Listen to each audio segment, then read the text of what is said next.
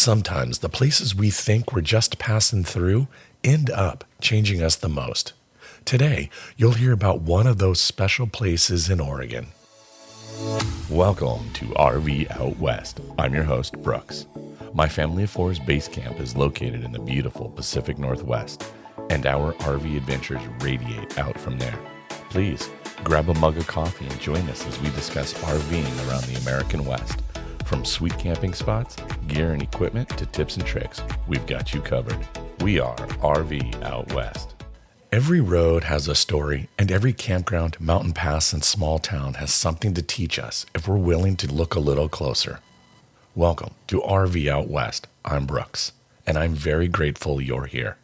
Before we chat with our guest today, I did want to share something with you. If you enjoy RV Out West and want to help keep the show rolling, I'd be incredibly grateful for your support. For less than a cost of a cup of coffee each month, you can help keep new episodes coming and support the stories, conversations, and adventures we share every week. If you'd like to chip in, just click the support link in this episode description. Your support truly means a lot. Thank you for being a part of the journey. Today's guest is Kristy, the creator behind Willa Wanders. Through a love for life on the road, Kristy has built a community centered on exploring beautiful places, embracing the unexpected, and finding connection through travel. She shares with us how her journey began, the experiences that have shaped her along the way, and what continues to inspire her to keep wandering, including Oregon's Columbia River Gorge and the Mount Hood area.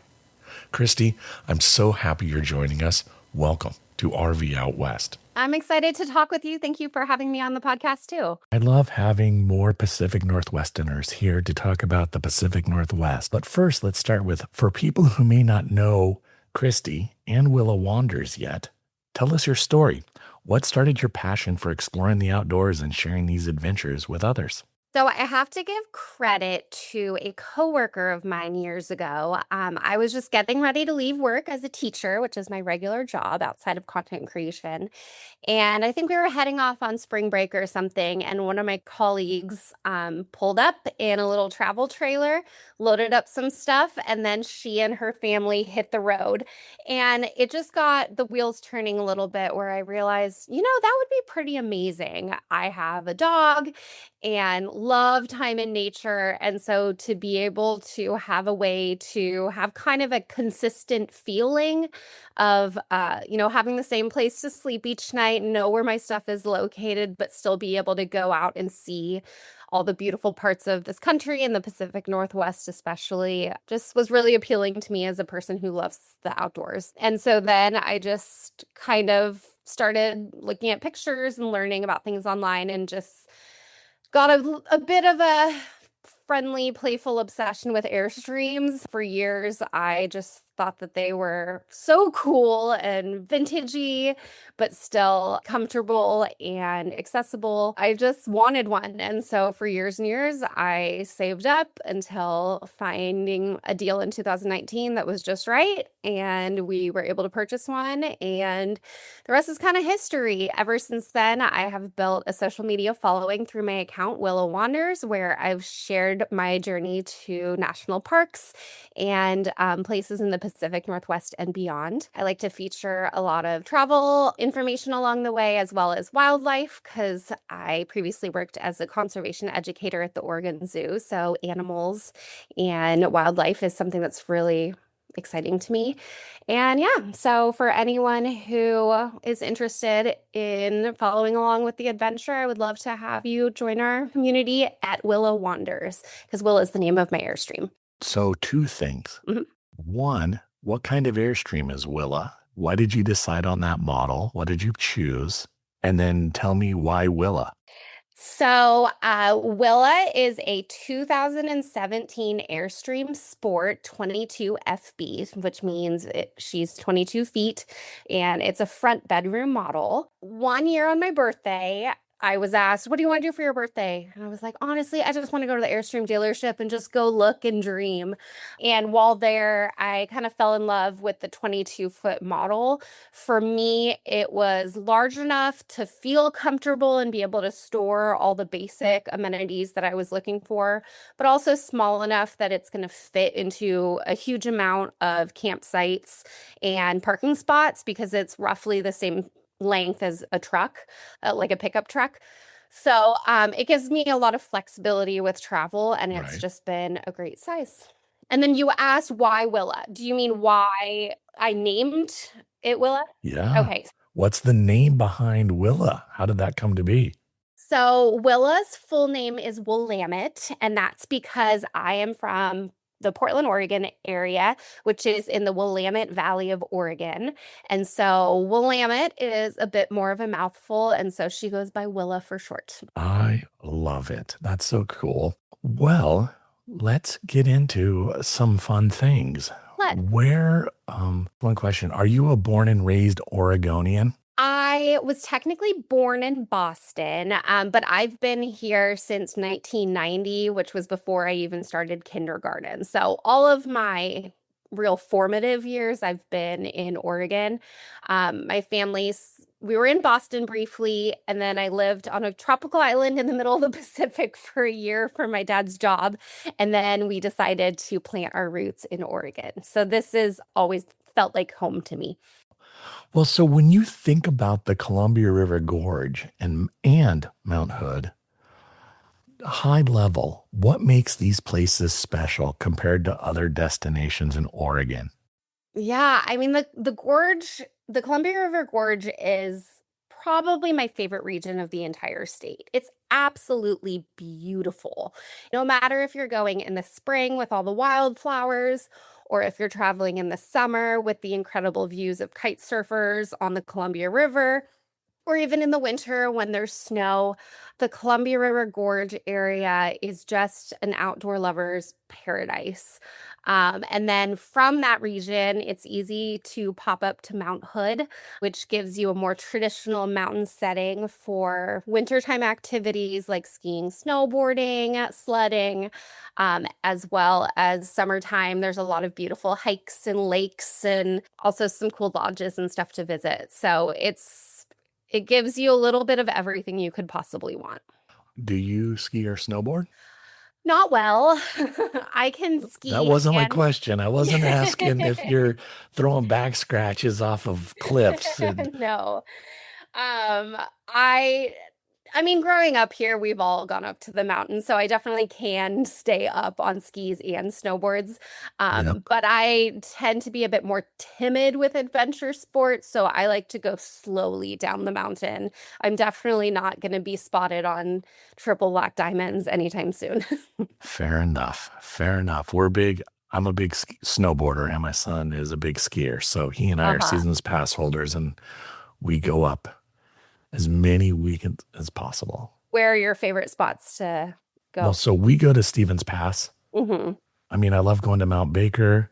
In fact, in high school, my buddies and I would bomb down to Mount Hood because Mount Hood would be open at the end of May. So Yeah. Memorial Weekend, we would go down and we would be in like shorts and t-shirts and baseball hats and sunglasses, you know, and we were That's too fun. broke to buy a lift ticket. So we'd find a spot to go and we would just go up and hike and then ride down and then go back up and hike and ride back down. But it was fun. Those are the kind of things you can't do it like that anymore, but it's fun to look back and Right. Yeah. have the Yep. memories. I don't know that I'm going to be hiking up to ski or snowboard down, but I know as a kid I probably would have done the same thing. Yeah. It was fun. Well, and I want to go back to talking specifically now. Let's kind of roll into the Columbia River Gorge. Okay. When someone visits and experiences the Columbia River Gorge for the first time with their RV, what is the experience that they should expect? And how would you describe that feeling of what it's like to be there? I think the word that comes to mind is awe. There's just so many viewpoints where you just want to drop your jaw and take in the beauty.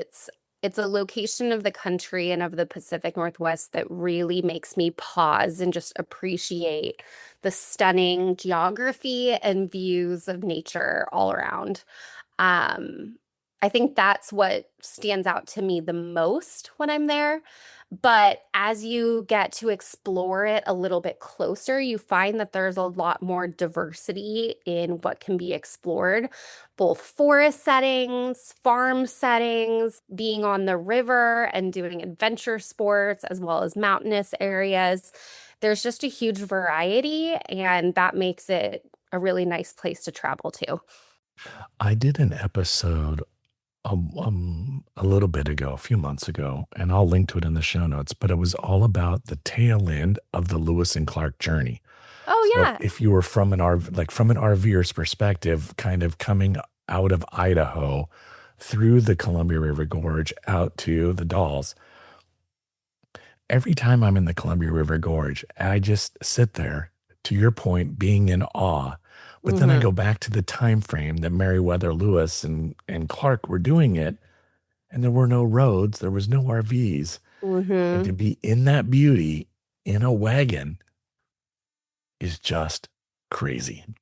I completely agree. I taught fourth grade for many years, and a big part of social studies for fourth grade was the Oregon Trail. So we would study a lot of that pathway and look at the journal entries that the Corps of Discovery, that's the group that traveled with Lewis and Clark, what they would write down about what they saw along the way. And there's a lot of really neat passages about the vastness of the Columbia River, kind of their amazement of getting to the Pacific Ocean for the first time.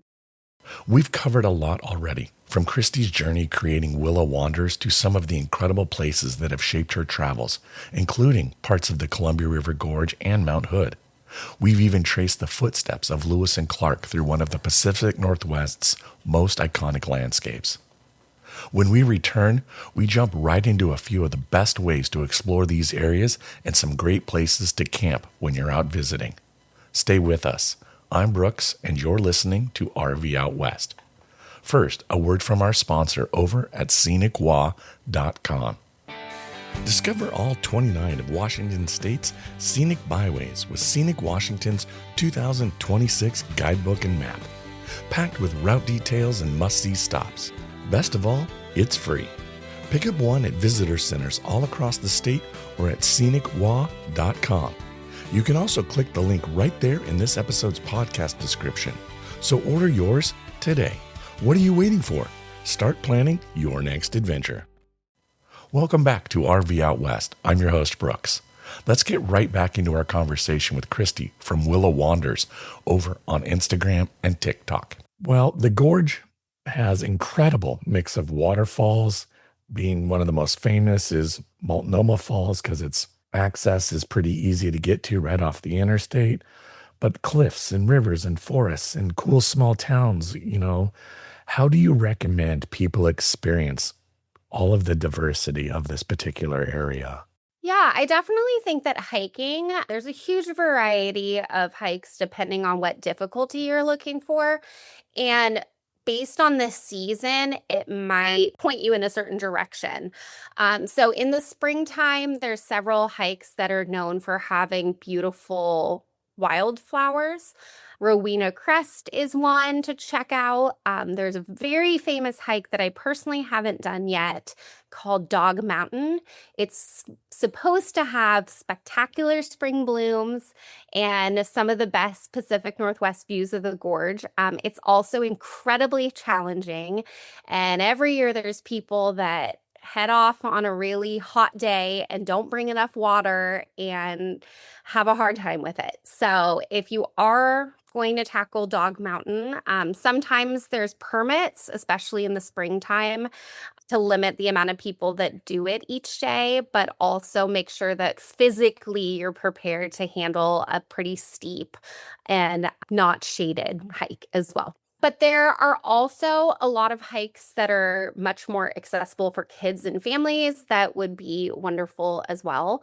You mentioned Multnomah Falls. If you've never done it before, that's a must do. It is a very tourist attracting waterfall. So I definitely recommend going first thing in the morning so that you can avoid a lot of the crowds.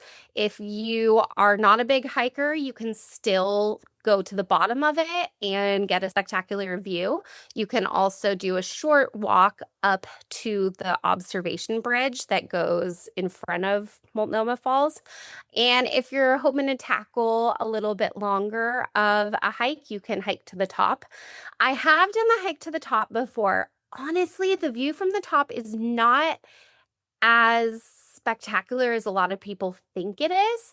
It's fun to say that you've done it, and so it's something to check off the bucket list. But if you're looking for a hike where you can see all of the gorge, Multnomah Falls isn't necessarily going to give you that view. But like I said, it's fun to say you went to the top of Multnomah Falls, so it's still worth checking out. One of my favorite waterfall hikes, though, in the gorge is much easier. It is called Willa Falls. And Willa Falls has a very small parking lot. So I definitely recommend carpooling if you're able to, going at not peak hours or preparing to park further away and then walk back because there is limited parking. But it's a fairly easy to moderate hike that'll take you maybe like an hour or so. It takes you to this beautiful waterfall that's just very lush and green. It feels like you're in a little hidden area within the forest. It just makes for really beautiful pictures because it's very wide and impressive, and you can get decently close to it.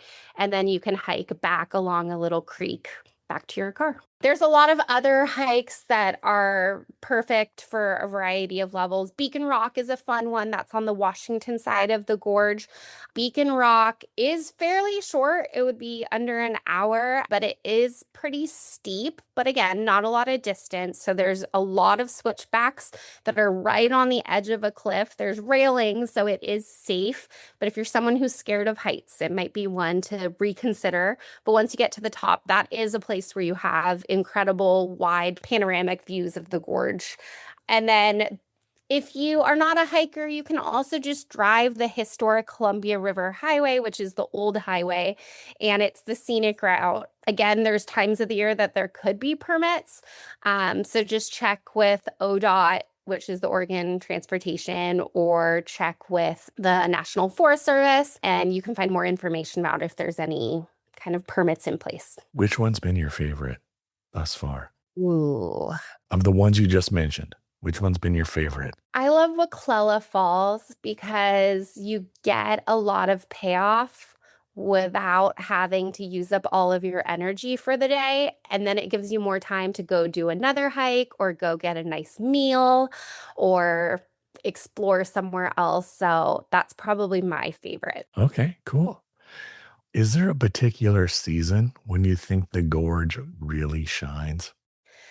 Ooh, spring and summer definitely come to mind. Fall is also beautiful, but it can be impacted by wildfires or the smoke from distant wildfires. But the springtime, you just get incredible flowers that are just covering the hills. You can oftentimes Google wildflower reports and see the different hikes and what's in bloom and what colors you'll see.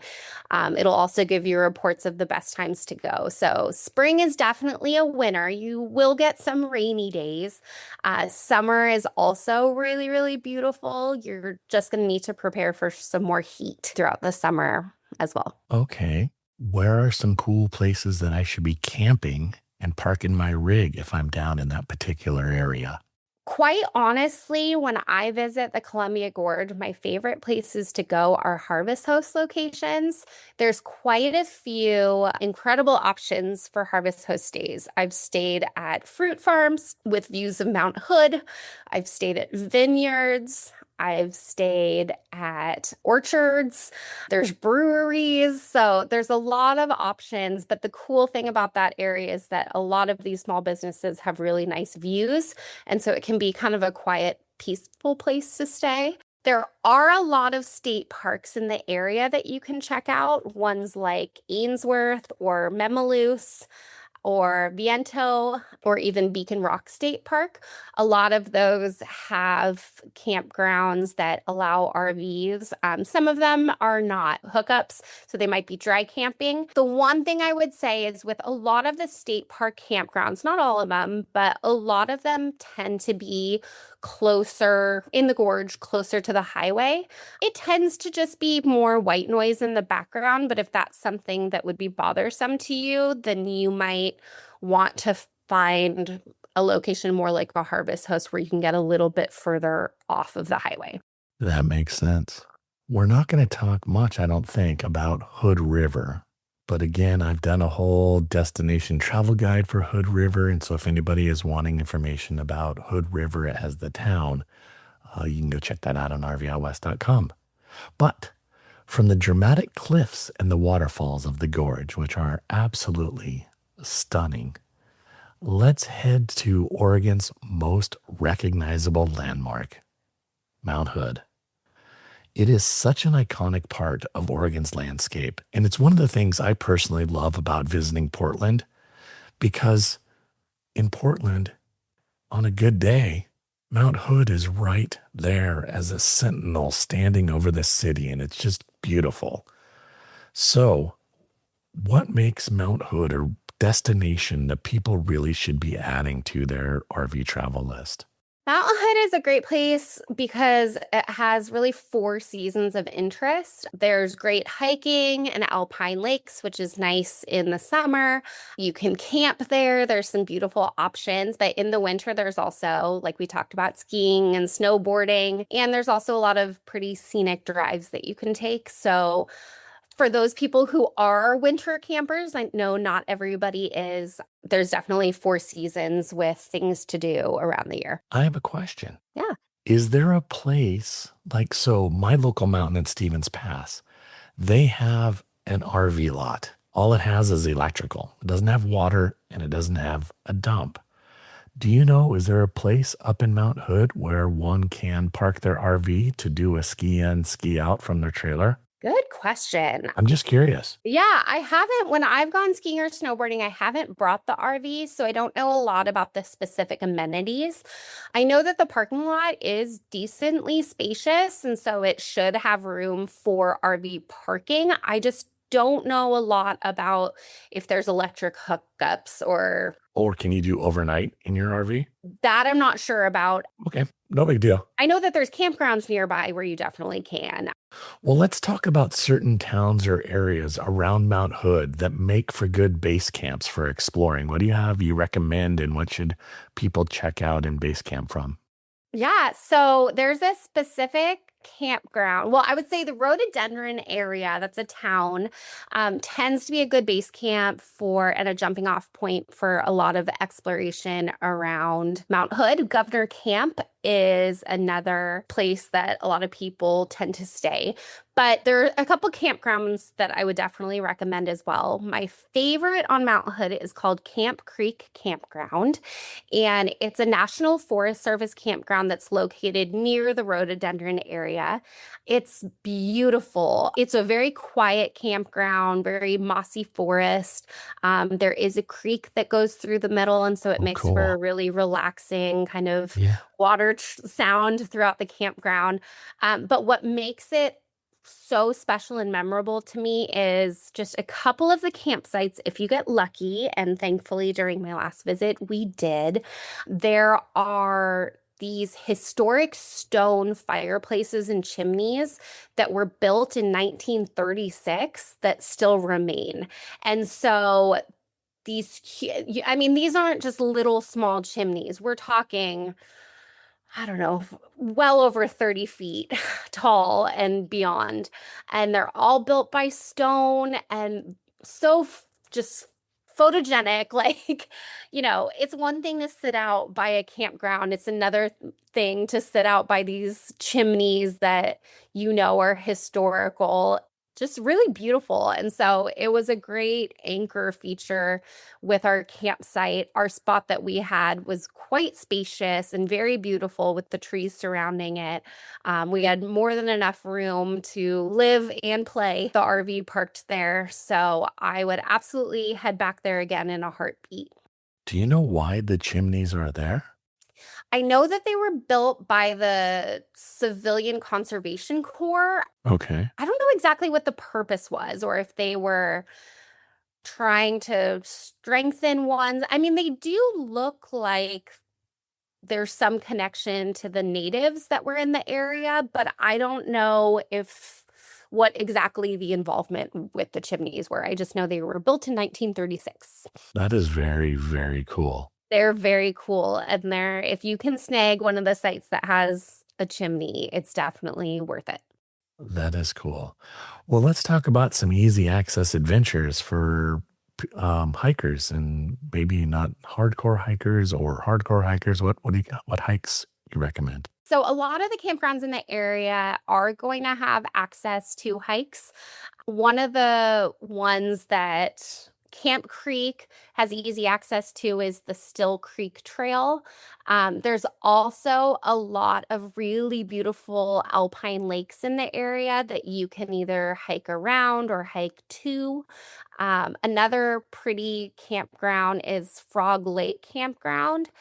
It's very, very small and it would only accommodate very small RVs. Ours was a bit more of a tight fit at 22 feet, but if you can get a spot that fits your RV at Frog Lake, it gives you great access to walk over to the lake. It is called Frog Lake for a reason. There's lots of tadpoles and frogs in it, but it's That's just cool. beautiful, beautiful lake with a picturesque view of Mount Hood in the background. It's perfect for paddleboarding, kayaking, fishing, relaxing. A couple of these campgrounds, there's also one at Lost Lake. Trillium Lake is another campground, and that lake has a beautiful view of Mount Hood, as well as kayaking, paddleboarding, fishing. That's also a place where a lot of famous photography for Mount Hood happens. So if you're into photography like I am and you want a good picturesque mountain with a lake view, Frog Lake and Trillium and Lost Lake are all great spots to check out. And all of those have hikes in the area as well. Well, let me ask you this. What is one place or experience around Mount Hood that you think deserves more attention? Ooh. Um, can I say two? Sure, I'll let you say two, but not three. Okay, fine. I'll limit it. I think both of these are ones that people are aware of, but they might be stops that people pass by. So, specifically up at the Mountain Timberline Lodge is definitely worth a visit, even if you're not staying there. It's a National Historic Landmark that was built back in the 1930s. For any movie buffs, the exterior shots of the lodge were also featured in the movie The Shining. So that's a fun thing. When you visit the lodge, they have some information and some pictures about the movie as well. But there's amazing views of Mount Hood there. It is a place where you can ski and snowboard as well. But they have great options for lunches or dinners or bars to stop for a drink or a happy hour.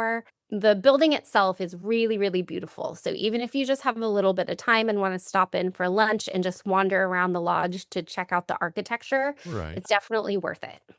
The other one that I would say is not specifically on the mountain, but down in Hood River, there's an area known as the Fruit Loop. The Fruit Loop is a several hour long car ride loop that takes you past farms and orchards and vineyards, other kind of small businesses that use the land to create their products. But it's a really fun outing. It's fun to throw the family in the car, get your girlfriends together. You can stop at some lavender farms and pick up some bundles of lavender or some soaps that smell good, and then go to an orchard and get some apple cider, and then go to a farm. The Hood River area is known for having incredible pears and apples and peaches and some other fruit. So especially in the fall, the driving the fruit loop and just stopping at the different farms along the way is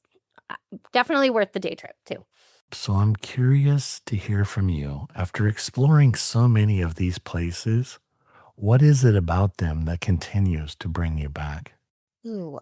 I think what brings me back is the fact that I can get out into nature and not just view it from viewpoints. There are some beautiful parts of the country that you can see from roads or from scenic overlooks, but the great part of the gorge and Mount Hood is that you can actually get out and enjoy the lakes and hike into the woods and see the river up close, but also enjoy the towns and the incredible dining nearby. And so those are the things that keep me coming back, that I can always be active in these areas. Well, Kristy, where can people follow along on your adventures and follow what you're doing and learn more about you? Tell us about that. Yeah, so they can find me on Instagram, TikTok at Willa Wanders, WILLAWANDERS. And for the next year, I'm definitely going to be staying within the Pacific Northwest. But in June of 2027, my friend Sarah and I are going to be co-hosting a women's group trip to the Galapagos Islands, and we're very excited about that. This is a trip that women can sign up for. We're going to see some incredible wildlife along the way. So we would love to share that with you. If you That's go cool. if you go to my Instagram, Willa Wanders, in the link in the bio, or also on my TikTok, you can see the full itinerary, get the cost details, send me any message with any questions that you have, because we would love to have you join us. And there's still a few spots left with an early bird discount where you can save $200. So if anybody is interested, go check it out. Well, Kristy, thank you so much again for taking the time to come on the show here and talk to us about the Columbia River Gorge, Mount Hood, and these cool places in Oregon. It's been fantastic. Thank you. You're welcome. Thank you for having me. All right, my friends, the conversation doesn't have to end here. If anything we talked about makes you crave more information, head over to rvoutwest.com and take a moment to check out the show notes. We've got links to everything we mentioned so you can dive deeper and explore more. Before we go, I want to give you a sneak peek at next week's episode. Next week on RV Out West, we're diving into some of Washington State's most beautiful lakes that just might not be on your radar. From peaceful escapes to hidden recreation spots, we'll share a handful of destinations that deserve a spot on your next road trip. If you're looking for a new place to launch the kayak, cast a line, or simply unwind by the water, you're not going to want to miss this. Thanks so much for listening to RV Out West. Join us again next week. Please like and subscribe to our podcast on Apple Podcasts or wherever you choose to get your podcasts so you never miss an episode. I sure would appreciate it if you left a rating or a review of the show. Special thanks to Scott Holmes Music for providing us the intro song, We Are One. RV Out West can be found on Instagram and Facebook, where you can interact with us and follow along on our RV adventures around the Pacific Northwest. So get out there, explore, and go see what's beyond the horizon.